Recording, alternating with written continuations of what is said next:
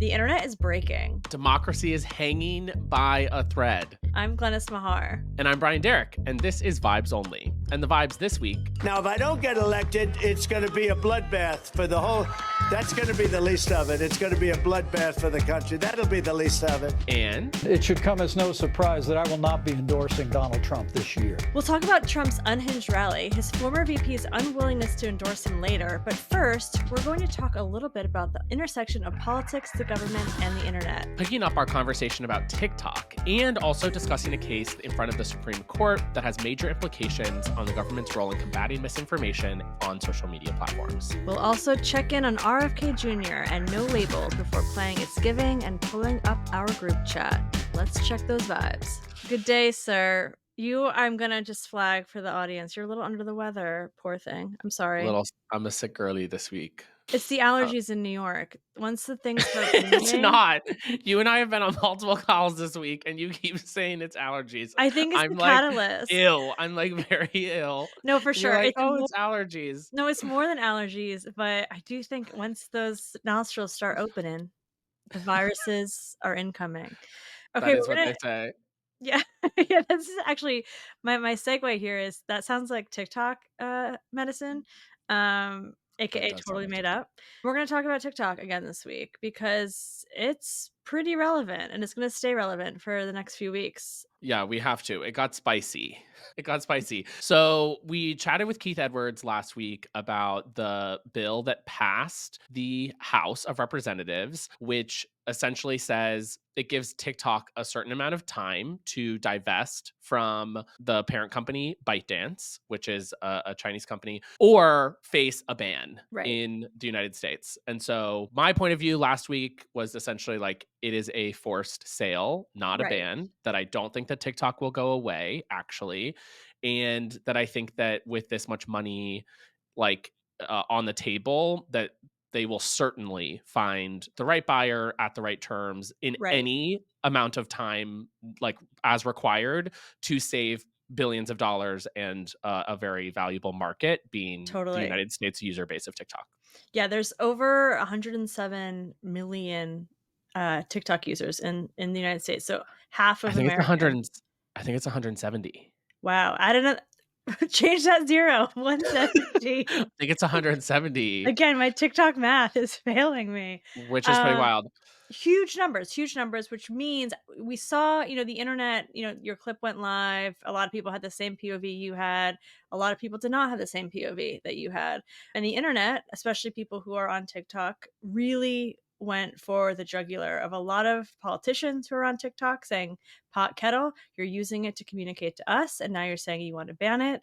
Creators who have very large platforms who make a lot of money on TikTok. For those who don't know, TikTok has a very, I would say, fair but healthy compensation system for their creators. People are pissed, and I think that it's opened up this whole new dialogue about the internet and social media and how people use it and what the potential threats are. Totally. So where things currently stand is that the bill is in the Senate, and we don't know what the likelihood of it passing there is. There's a group of senators that are pushing for movement on that piece of legislation, and there are other senators looking to do their own thing and to make it like a new bill that would also address the same thing, potentially with wider implications for other kinds of data privacy protections and those kinds of things. But I think that, to your point, let's stick with the internet's reaction, because the internet truly has been in uproar for the last week, even though we don't know whether or not the bill is going to pass. One of the consistent things I'm seeing, which I noodle on,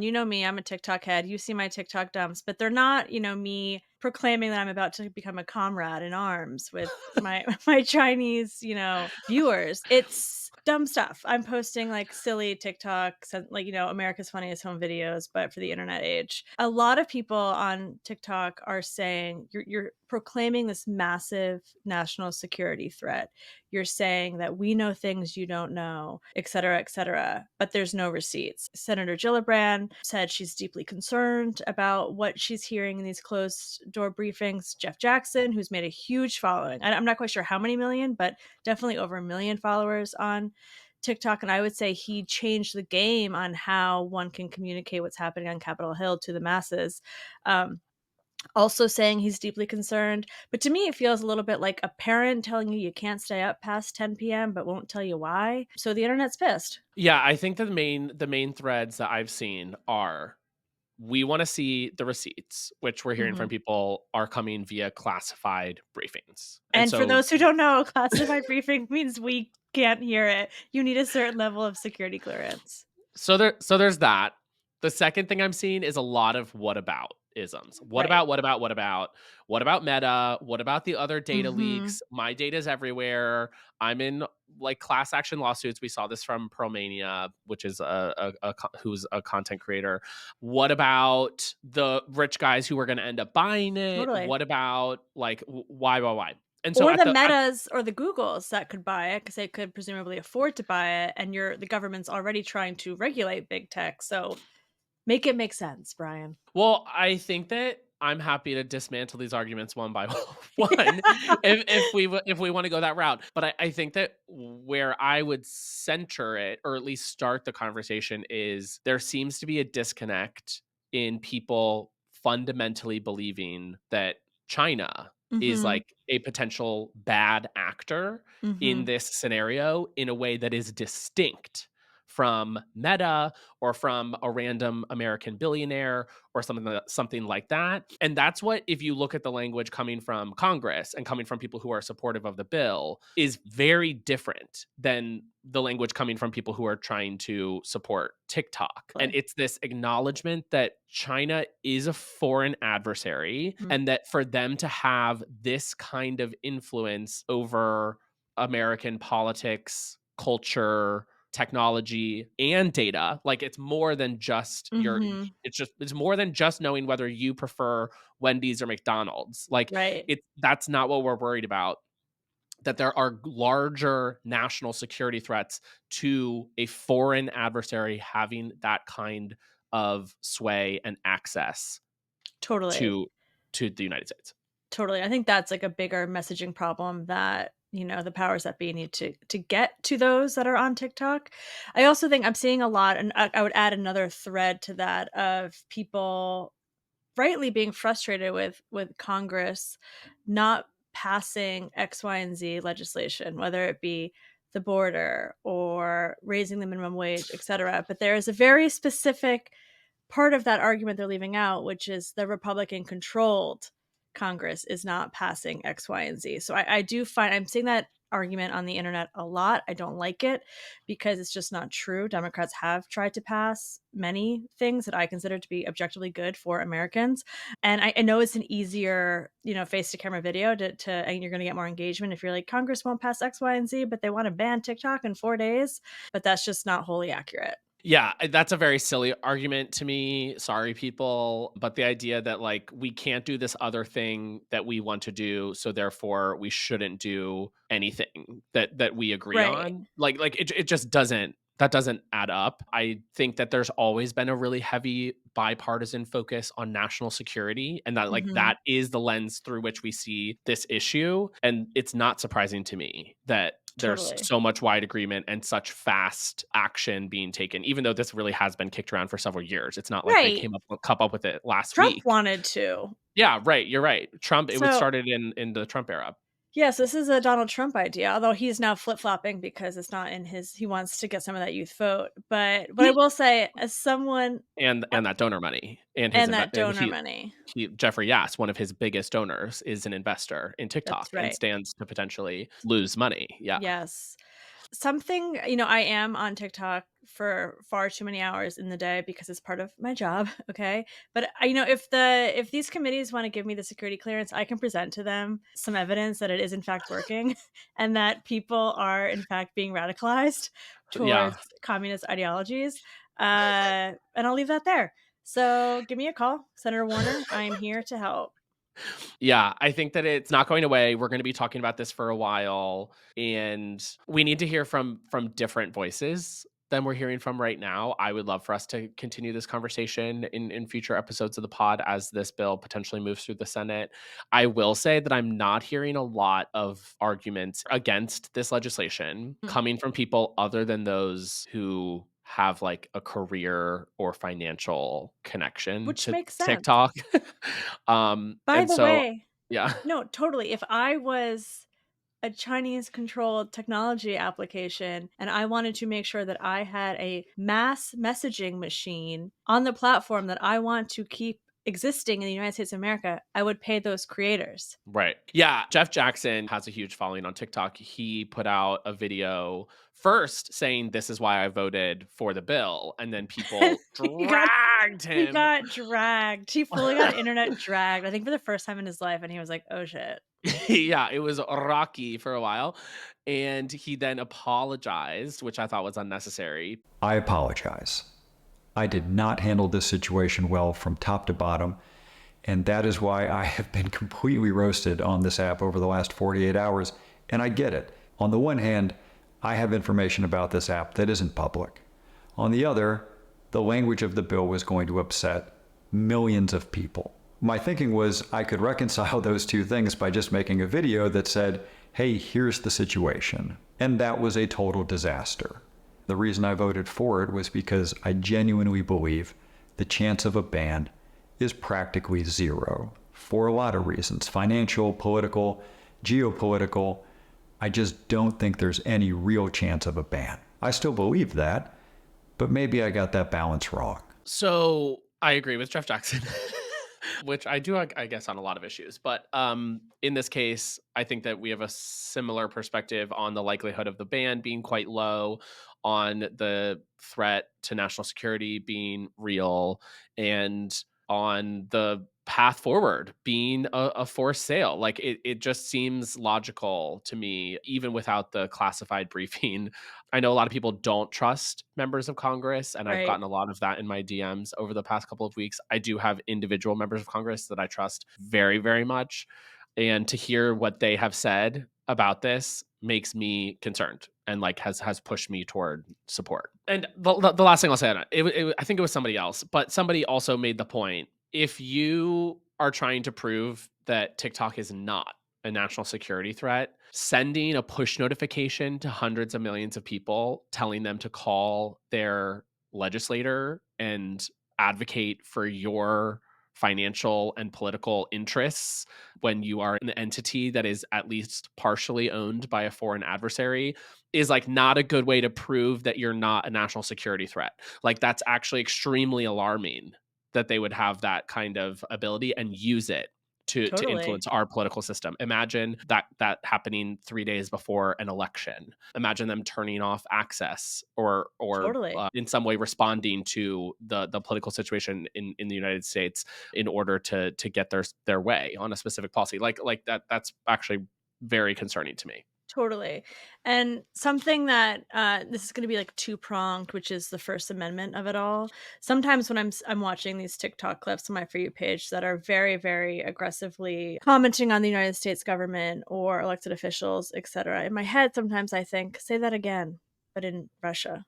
Say that again, but in China. And I know that sounds like patronizing and whatever, but it's real. So the United States does have Yeah. this really wonderful thing called the Constitution, and depending on who is reading it on the Supreme Court, it gets, it gets decided, or laws get decided, or sorry, rulings get decided in certain ways. But there is a free speech argument that's at play here too, which kind of goes into our next story. And one last thing I want to comment on with the TikTok is that you do see that it is a great communication and organizing tool for marginalized communities and for people to organize and communicate. So people are, not everyone, but many people are digging into this First Amendment issue with closing out or banning TikTok. And we're actually seeing a lot of that on the Supreme Court in the next couple of weeks, with one oral argument being heard yesterday. Murthy versus Missouri. Let's dive in. Again, here we go. The Supreme Court. What are they doing today? We warned you. We warned you Yeah. we'd be talking SCOTUS a lot. So the case that they heard this week, it was oral arguments, meaning that we should hear a decision sometime in the next few months, is about the Biden administration's communications with social media platforms, including YouTube, Facebook, Twitter about the information that they were taking down during the pandemic. So if we all think back to like peak COVID days when there was Right. tons of misinformation and disinformation about what was happening, around what caused it, what potential treatments there were, and all of the Bleach. platforms adopt bleach. We were using UV lights and bleach, according to our former president, and that was because a lot of that disinformation was getting removed by the platforms as like a part of their public health push Right. Because it to was save as many lives as yes. possible. Like that was the goal at the time. And I think that when you look at what has happened since, it's like a really valid concern. And the intent that this was coming from was like, how do we ensure in a very noisy and scary time that people get the best information about how to protect themselves and their families? Mhm. And that can be done through public private partnerships to get good information out there, like from the CDC and stuff. And so the administration had worked with these platforms to put it out there. And now Republicans are suing to try to get the Supreme Court to say that it's illegal for the government to work with platforms or like to coordinate with platforms in that way to remove disinformation. That was a very good explanation. Thank you, Brian. Let's see how the justices are looking. You can kind of tell, you can get like a vibe check. That's what oral arguments are all about, like the vibe check, because you're like, how are they asking the questions? What are they Right. really like prodding on? So many of the justices are aligned in that they all many appear skeptical in wanting they want to be able to have or to give these companies and government agencies the ability to remove the information. Right. And I think that there was a sort of inflection point in the arguments that I read, that came from Ketanji Brown Jackson. KBJ asked the lawyers who are arguing on behalf of the Republicans in this scenario. And she says, let's say that there's this new viral trend where people are challenging teenagers to jump out of their windows and telling them that, like, they'll be fine. You should jump out of your window, whatever. And it's happening. And like teenagers are doing it. And there's this like epidemic of teenagers being injured or dying from jumping out of the window.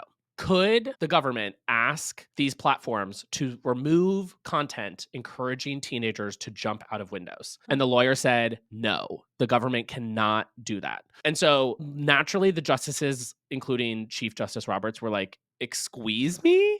Like, of course, the government should ask them to do that Right. in that scenario.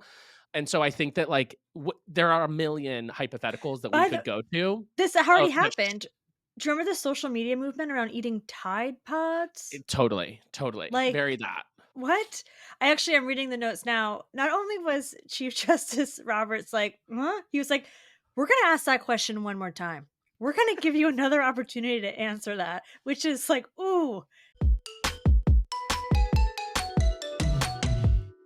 Speaking of misinformation, Oh my god, the king, the king. RFK Jr. Like, one, can we talk Yikes! about how I honestly, being so empathetic, I actually felt slightly bad for him when I saw his entire family take a photo with President Biden on St. Patrick's Day and like at him basically and like troll him. I Just didn't. I thought that shit I was know. funny. I I was love just like, that. oh, I don't know, just be so isolated. But Don't be a RFK, monster. I know, don't be a monster. Just step aside. He is in the news because some of his like rumored VP picks are popping up, which we actually brought up last pod. Was you got the news alert while we were recording that Aaron Rodgers was in the running? I think he's out now. I think we have Nicole, our pick. we do. It's Nicole Shanahan. Yep, Shanahan. How do you say it? Shanahan. Okay, I added an extra nanan. Okay, so let me tell you who she is, Tell because me. there's some like hot goss which I love. Okay, so need to know she gave 4 million to the super PAC American Values in 2024. So this funded the $7 million 30-second Super Bowl ad with RFK, where the Kennedy family was like, "Do not use our name and likeness. We do not like you. Go away." Check. She was once married to Google co-founder Sergey Brin, which means that she's quite wealthy, and they officially divorced last summer. But she was reportedly allegedly romantically involved with Tesla CEO Elon Musk. And Musk and Sergey were longtime friends. Musk spent a lot of time at Sergey's house. This is from the Wall Street Journal. This is hard hitting reporting. So anyway, something happened there. Something happened, and who knows what. So that's who she is. So she's in the running now to be All I heard was sugar mama. That is what LOL. I heard, because what you're telling me is that RFK Jr. just played Duck Duck Goose with like a who's who of weirdo independents and then landed on one of his biggest donors, the person who gave him $4 million for his campaign. Oof. He's like, hey, do you want to be my vice president? I'll just Ugh. sell you the seat. That's so bad. I didn't obviously think of that because I was too immersed in the gossip. That's so, like, She fundamentally bought it. bad for democracy. Right, right. The idea that you would just like give your VP slot to the highest bidder, like, is what that feels like to me. Um, So my Sketch. next question for you, Brian, is like the no labels of it all. You've talked about no labels on this pod before. They're the third party. I don't even know what they are. They're a nonprofit that's like, Oof, it's so sketchy. FEC, where are you? yeah, right? Like, should I file a report or something? Wild. They've asked a bunch of people already who have said no. So Liz Cheney, Larry Hogan, Brian Kemp, Chris Christie, Mitch Daniels, Nikki Haley, some I other mean, they're people. scraping the bottom Some of the Dems barrel. too. Joe Manchin, Kirsten Sinema, independent. They tried to engage with, speaking of COVID, New York Governor Andrew Cuomo, and then also non-politicians as well. Mark Cuban, who's actually just at the White House being like, I support Joe Biden. Retired Navy Admiral William McCraven. Like, what? So what's the labels up to? When you are going after former lieutenant governors, you need to have a come to Jesus moment, because lieutenant governors are, I'm sorry, Antonio Delgado, but like the most useless office in the country. Like, they do No, what if nothing. something happens to the governor? They do nothing. And if you're going after someone who once served as a lieutenant governor, like, you're lost. You've lost your way. Um a They lot has did. happened. Wait, I Well, missed one. I missed one really important one. Dwayne The Rock Johnson. they wish. They They can't wish. They afford him, truly baby. they No wish. way. No Labels has been up to a bunch of mischief, and they had their little convention online. Basically, they make So plans and sad. then to do this, like, very public and open process, and then every time at the very last minute they change it and make it more secretive. And so they had this private 800 person virtual summit, convention, and they voted to move forward with their selection process even though they didn't have like any quality candidates. And so now they're moving forward with still a relatively secretive process, even though we do keep hearing, oh, they asked me, they asked me, they asked me. And they're trying to find someone. They have like some parameters around who would be a good fit, but it doesn't seem like anyone who might fit the bill is actually interested. And so Right. we should know, hopefully by the end of this month or early next, they will actually have to come to the realization that they're not going to be able to put forth a candidate, and they will officially say that they're not going to nominate someone. That would be the dream scenario, is that that happens sooner rather than later. Yeah. Okay, well, we'll watch that space and see what was going on there. Someone that I am surprised they haven't approached, or have they approached, but who I'm going to talk about right now because of a pretty big announcement he made that no one seems to care about, is Mike Pence. Have they approached Mike Pence? No way. No way. Why? Is he too Republican? He's too Republican. He Okay, was I the don't vice know. president 3 years ago. But okay, here's my rationale, because in case you missed it, he went on Fox News over the weekend and he told Martha McCallum that he will not be endorsing Trump in this election. That's hello, people. His vice Earthquake. president is like, no, Tectonic. Guys, that's a really big, we should have opened with this, honestly. That's a really big deal. it's a huge deal. And it's not just Pence, by the way, who does not support Trump's candidacy for a second term. It's Trump's chairman of the Joint Chiefs of Staff. He called him a wannabe dictator. Trump's Secretary of Defense called him a threat to democracy. Trump's national security advisor called him a danger to the United States. Trump's chief of staff observed that he is a person who admires autocrats and murderous dictators, a person that has nothing but contempt for our democratic institutions, our constitution, and the rule of law. These are not like That was his chief of staff. literally, that's not like me like ranting at midnight, into my phone, being like, we can't have a second term of Trump.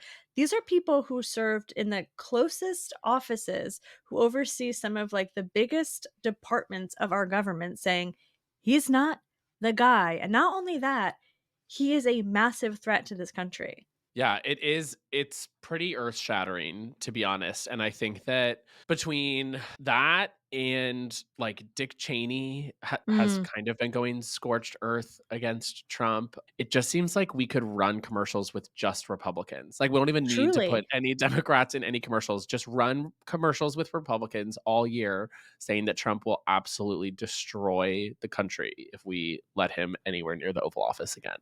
Like, could you imagine if like Al Gore was saying that about Bill Clinton?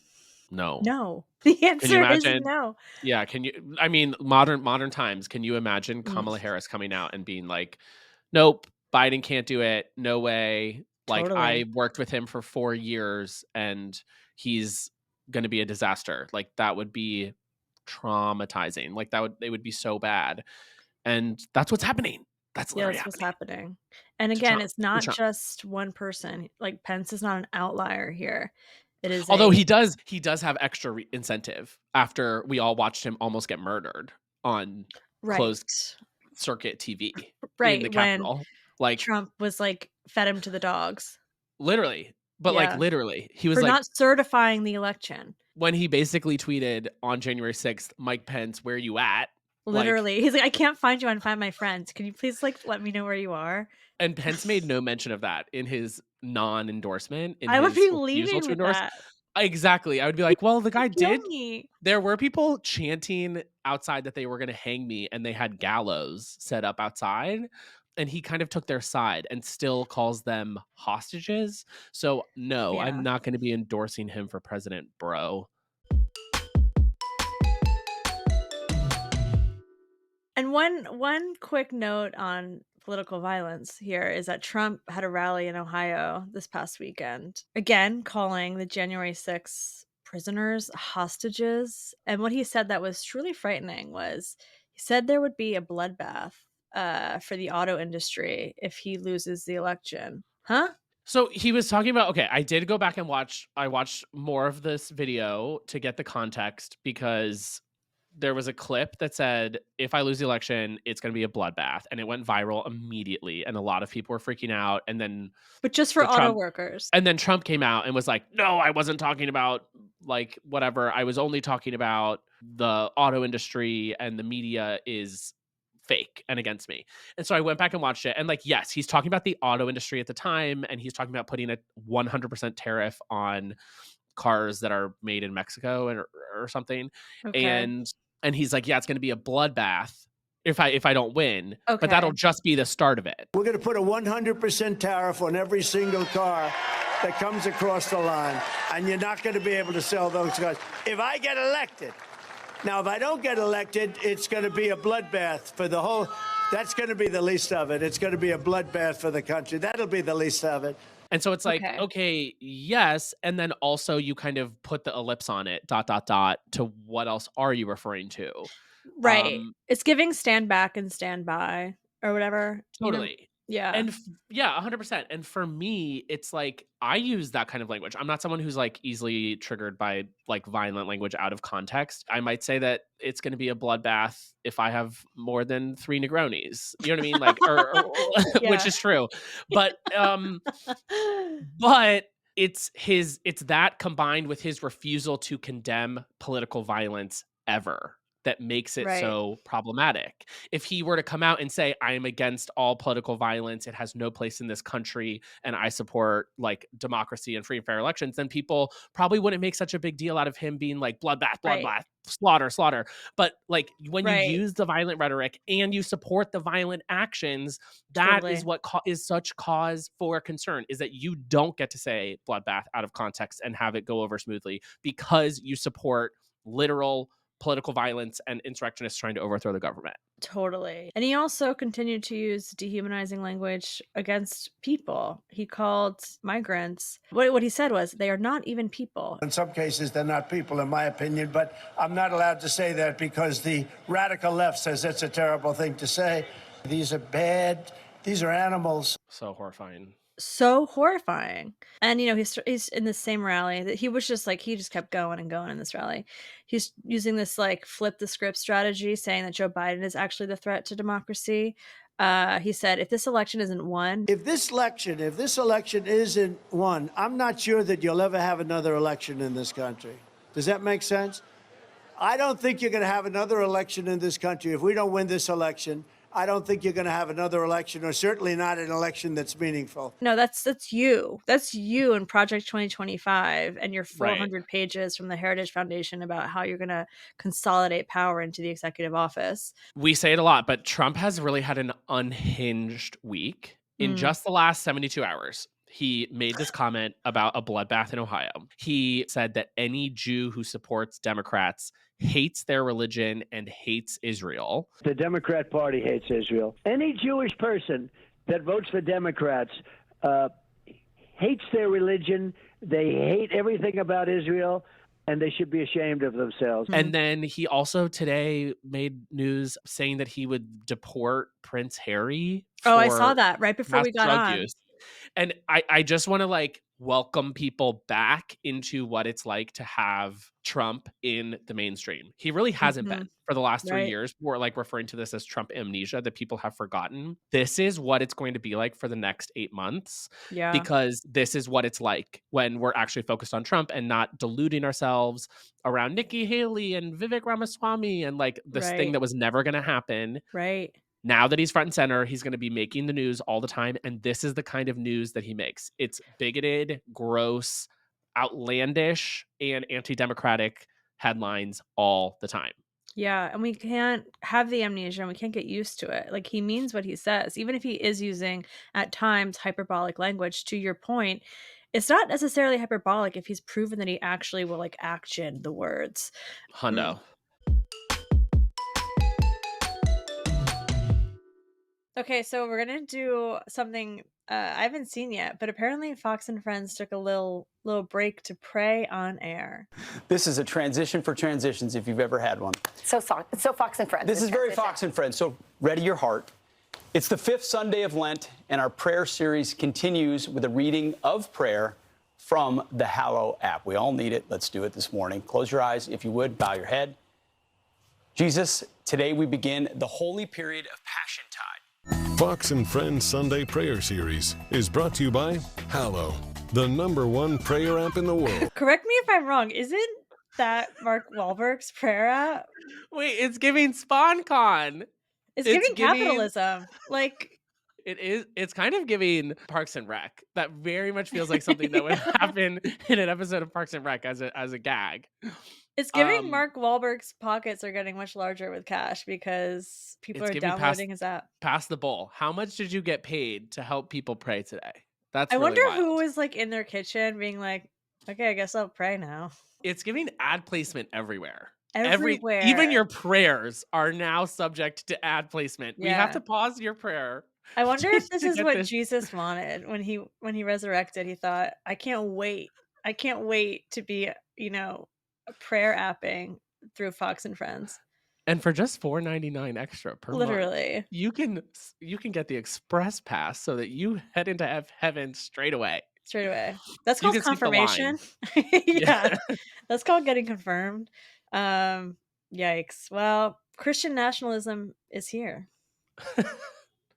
Not if I have anything to do, with that. Yeah, same. Glennis, what has been blowing up your group chat this week? Because for me, all I can really say is that there's a woman in South Florida who's selling hurricane shots to college-age boys for $30, where she gives them a shot and then slaps them in the face. And there's a line around the block, and that's what my friend sent me in the group chat this week. Honestly, kind of like what's wrong or right with America. I can't jury's still out in my head on that. Let me see, That's what is late stage capitalism, baby. yeah, $30 for a slap, like, alright. I don't wanna really talk about it that much because 'cause I'm over it, but the PR crisis happening in the United Kingdom, that is, like, my Oh, yeah. my my group chat is getting down to the bottom of that. My thing, only time will tell, and, what drama to say, "I'm not coming back until Easter," and she resurrects like Jesus Christ on Easter Day and appears. The other commonality in our group chats that we haven't discussed nearly enough is Survivor. Not political, but it should be part of Congress. I If I could have one job, if I didn't do what I did, my job would be field producer on Ooh, Survivor franchise. that's a good one. That's a good one. Would you Absolutely. Yeah. right? I would go back to school just for that. You don't have to go to school Um, for that. I basically did that at WeWork. Like, you like, we love Survivor, you and I. Maybe actually we should yeah, add we a do. Survivor Yeah, we need a Survivor segment 2-minute here. email us if you're also in the Survivor Hive. Yeah, I actually want your hot takes on the season. So please DM, email at me. Yeah, Brian, we have to talk offline because I don't wanna do any spoilers, but I'm shocked by some things that have happened this season. Shocked. Shocked. Shocked. Sh Shocked. Are you shocked? Brian, I'm gonna set us off with a good vibe goodbye today. I don't know if you've caught the news this week, but the White House has called on Congress to pass a plan to invest $12 billion to create a new fund for women's health research at the NIH. And in the meantime, because it has to get approved and passed in Congress, he signed an executive order directing the NIH to spend $200 million on women's health research, which is huge. The Alzheimer's diagnoses are 2/3 women, 80% of all autoimmune diseases, women, and we don't know why. This is really a big deal. It's like the first time a president has said like menopause at the executive desk and like signed something towards it. A couple other things. It's just going to, across the board, expand the federal government's funding and research into women's health, including midlife conditions like menopause, arthritis, heart disease, and especially health issues affecting women in the military. So this is Period. objectively a very good thing. I'm stoked. I Period. have a lot of friends who have autoimmune disease where doctors are just like, I don't know, good luck. And we don't know without research. So the administration is funding said research. So let's figure it out. Who run the world? Girls. Girls, As I've always said, who run the world? girls. Girls.